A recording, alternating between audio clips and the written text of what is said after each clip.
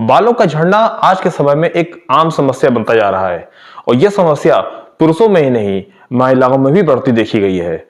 और अगर बाल अधिक मात्रा में झड़ने लग जाएं तो यह गंजेपन का कारण भी बन जाता है। तो आज के इस वीडियो में हम बात करेंगे बालों के झड़ने के कुछ कारणों के बारे में और उनका घरेलू उपचार बताऊंगा जो एकदम कारगर है और टेस्टेड ओके है। तो नमस्कार दोस्तों, रस्तोगी हेल्थ टिप्स में आपका बहुत बहुत स्वागत है और मैं हूं वैभव रस्तोगी। बालों का झड़ने का सबसे बड़ा कारण है पोषक तत्वों की कमी, क्योंकि जब हमारे खाने में पोषक तत्वों की कमी हो जाती है तो हमारे बाल झड़ना शुरू हो जाते हैं। जैसे आयरन की कमी हो जाना, विटामिन डी की कमी हो जाना, बायोटिन की कमी हो जाना और प्रोटीन की कमी हो जाना। इसलिए अपने खाने को थोड़ा संतुलित बनाइए और हरी पत्तेदार सब्जियों का ज्यादा इस्तेमाल कीजिए, जिससे आपके अंदर इन सब चीजों की कमी पूरी हो और आपके बाल झड़ना कम हो जाए। दूसरा कारण है दोस्तों तनाव।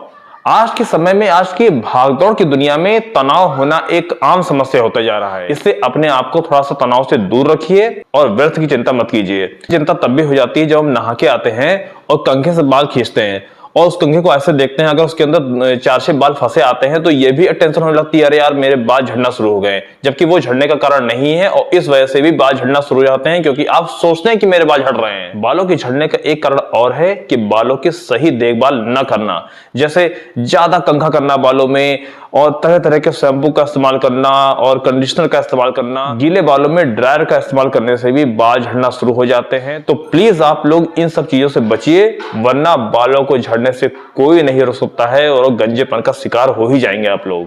और दूसरी चीज है, बाल जेनेटिक रूप से भी झड़ते हैं। जैसे अनुवांशिक भी होता है कि जैसे आपके माता या ये पिता के किसी के बाल झड़ रहे हैं या खून के रिश्ते में किसी के परिवार में किसी के बाल ज्यादा झड़ रहे हैं, तो हो सकता है ये समस्या आपके अंदर भी आ जाए। तो अब बात कर लेते हैं कुछ घरेलू उपचार की जिससे आपके बाल रुक सकते हैं। देखिए, आयुर्वेद में बालों के लिए अमृत बताया गया है आंवला, रीठा, शिकाकाई और भृंगराज। इनका अगर आप इस्तेमाल करेंगे तो आपके बाल झड़ना जरूर रुकेंगे और बाल सफेद होना भी कम हो जाएंगे। और रात में सोने से पहले अपने बालों में मालिश जरूर कीजिए।